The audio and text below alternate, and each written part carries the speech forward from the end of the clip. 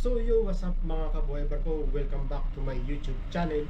So sa video na to mga kabuhay barko ay ating nga alamin kung bakit nga ba hindi sinabi ng ating mga shipping company na ganito pala kalaki ang magagastos sa isang kontrata o bago ka makasakay sa barko. Pero syempre yan mga kabuhay barko, kung interesado ka sa video na to ay patuloy mo lang ang iyong panonood para magkaroon ka ng idea kung ano-ano nga ba yung mga bagay na kagastusan bago sumampa ng barko at kung bakit nga ba umabot sa 50,000 yung magagastos mo bago ka sumakay ng barko. Pero syempre yan, kung bago pa lang sa aking YouTube channel ay huwag makalimutan subscribe at i-click ang notification bell para lagi ka pa rin updated sa mga videos ko pa i-upload. Bago natin umpisahan ang video na ito mga kabuhay barko, intro muna tayo. Let's go!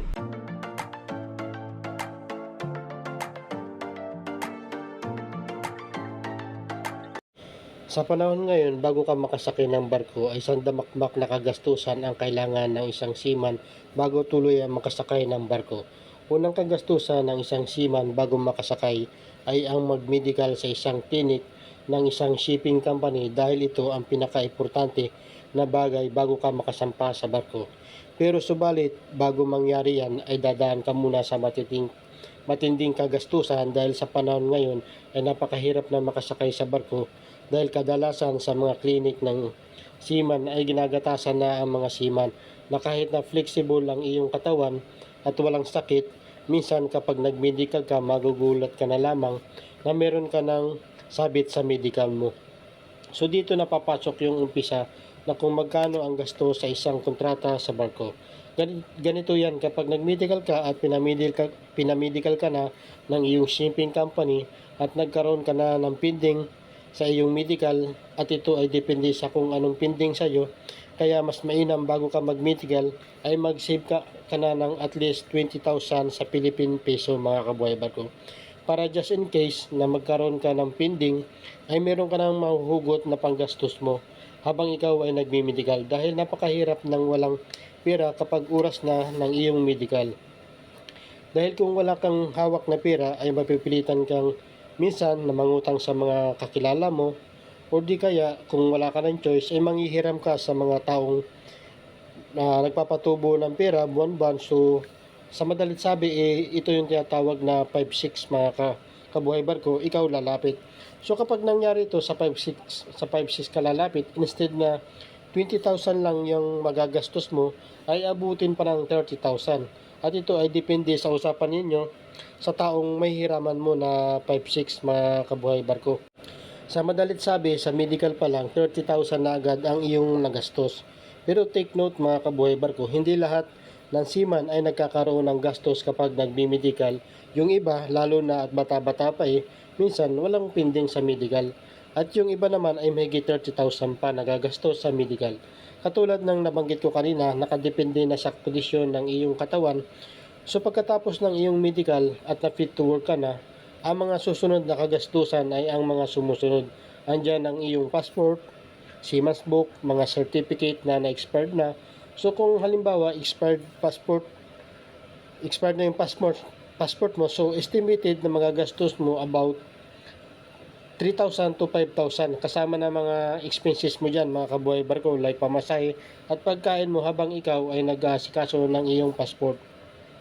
So yung binibigay kong idea mga kabuhay barko ay estimated lamang, kumbaga para lang magkaroon kayo ng idea lalong lalo na doon sa mga bagong sasakay pa lang ng barko na hindi alam yung magagastos bago makasakay. At least sa video na to mga kabuhay barko ay magkakaroon na kayo idea, hindi man perfecto pero at least ay makakatulong ito sa mga baguhan sasakay ng barko. Sa madalit sabi mga kabuhay barko, hindi ka pa nakakasakay ay nagastos mo na agad ay 23,000 to 25,000 na agad. Wala pa dyan yung ibang kailangan mo i-renew. Kung meron ka pang kailangan i-renew, so kung expired na din ang iyong seaman's book, estimated gastos 2,000 to 3,000 kasama na ang iyong expenses mga kabuhay barko habang ikaw ay nag-aasikaso ng iyong seaman's book. So magugulat ka na lang, hindi ka pa nakakasakay pero parang stress ka na agad sa kagastusan kasi ang dami mong kailangan gawin para makasakay sa barko. Balik tayo sa topic kung magkano ang nagastos mo sa pag-aasikaso ng medical mo hanggang sa seaman's book.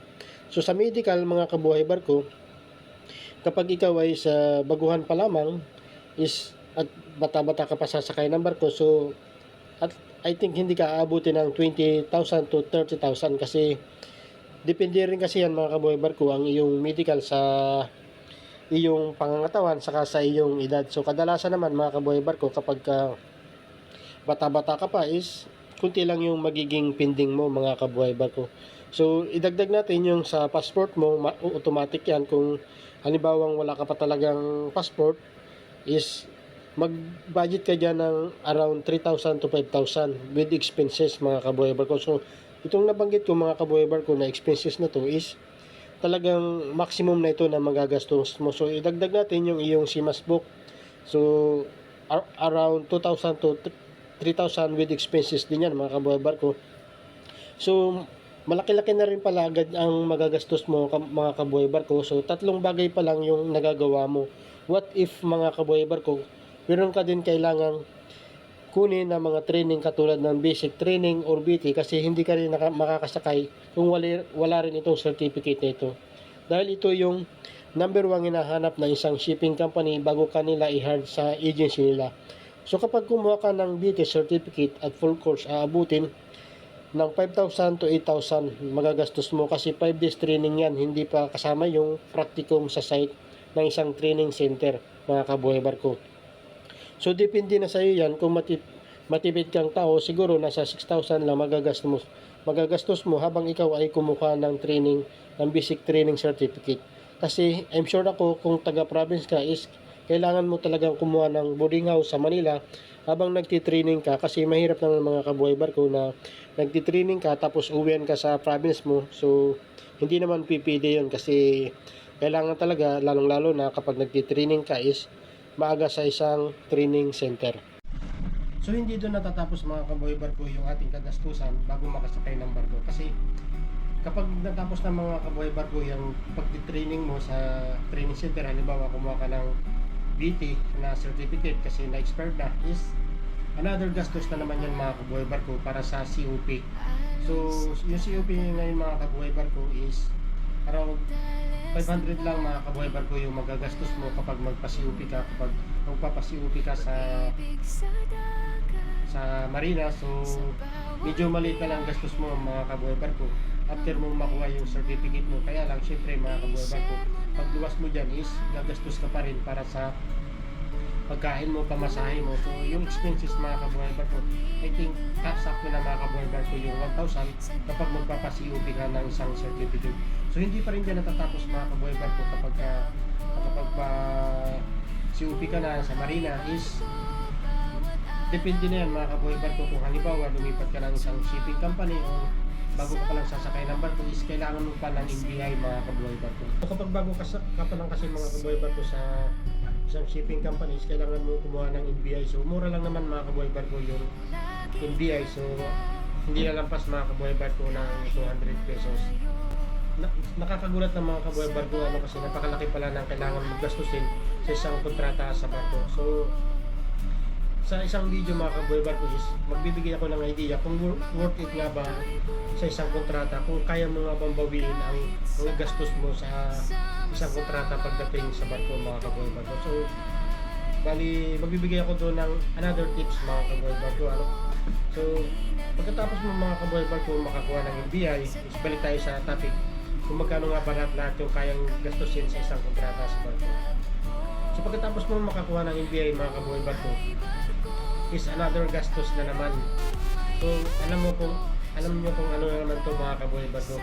Siyempre mga kabuhay barko, hindi lang isang certificate ang kailangan mo kunin. So naandyan yung mga yellow fever, SDSD, barko consolidated. So kung dati ka ng seaman mga kabuhay barko at hindi pa naman expired yung mga training is hindi mo na kailangan kumuha.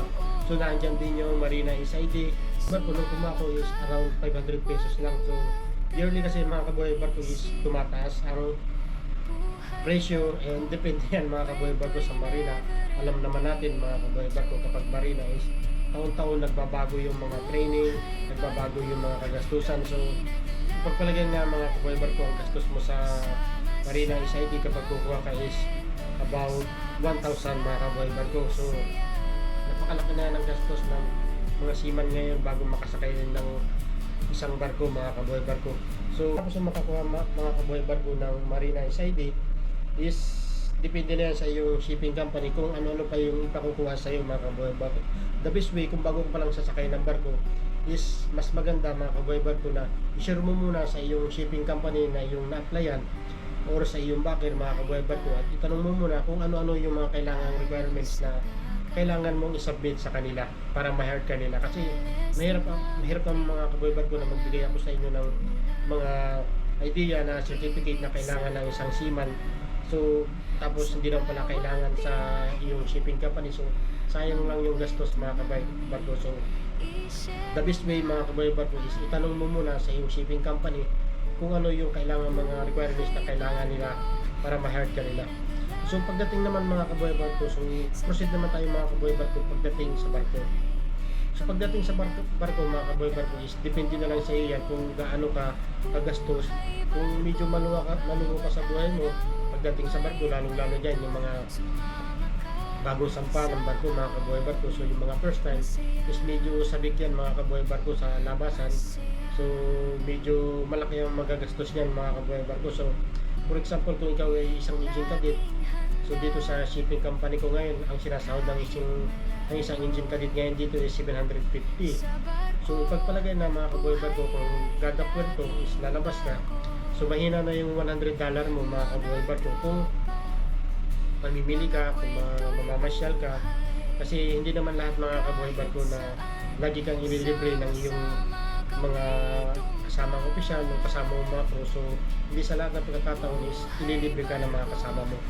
So approximately, mga kabuhay barko, ang gastos mo kada labas sa isang puerto is around $100. So sa Philippine money, mga kabuhay barko, sa palitan ngayon ng 61 is nagre-range siya ng 6,000. So ang laki din ng mawawala sa iyo, mga kabuhay barko. So yun, and then dinagdag ko, mga kabuhay barko, kapag dito on board ka na sa barko, ang another kagastusan dito is yung internet on board. So dito, mga kabuhay barko, sa nasampahan ko, pero kasi mga shipping company ngayon, mga kabuhay barko, na libre ang internet. So meron din namang may bayad na, for example, katulad dito sa aming shipping company is yung 10 GB per month is free. So pag naubos mo, mga kabuhay barko, yung 10 GB na yun is kailangan mo ng internet, kung magsasabi ka kay kapitan at kukuha ka. So yung 1 GB dito, mga kabuhay barko, dito sa nasampahan kong barko at dito sa aming shipping company is naglalaro sa $5 yung 1 GB. So depende yan, mga kabuhay barko. So pagdating mo dito sa barko is maliit lang naman ang iyong kagastusan. So depende na yan. And then may mga barko dito, mga kabuhay barko, na mga kabuhay barko, na merong tinatawag na slot chase. So depende rin yan sa iyo kung magkano yung gusto mong kunin sa kanila, o kung magkano yung gusto mong kunin na pagkain para sa sarili mo. Kasi may mga shipping company, mga kabuhay barko, na meron tinatawag na slot chase. So naandyan yung mga beer, mga chichirya, so pancit canton. So depende mga kabuhay barko sa isang shipping company kung ano-ano yung meron sila na merong slot cheese na tinatawag. So yun lamang, mga kabuhay barko, po to this video. Sana'y nagkaroon kayo ng idea kung bakit nga ba umaabot ng 50,000 ang gastos na isang seaman bago makasampa sa isang barko, or kung bakit umaabot ng 50,000 ang isang kontrata sa barko. Pero sana sa video na to, mga kabuhay barko, ay nagustuhan mo. At kung nagustuhan mo ang video na to, mga kabuhay barko, ay huwag mo kalimutan mag-subscribe at i-hit ang notification bell para lagi ka pa rin updated sa mga videos ko pa ang i-upload. Sa susunod na video, mga kabuhay barko, is ating aalamin at ating tatalakayin kung worth it nga ba ang gastos at kung kayang bawiin ang mga gastos sa isang kontrata. So see you in my next video, mga kabuhay barko.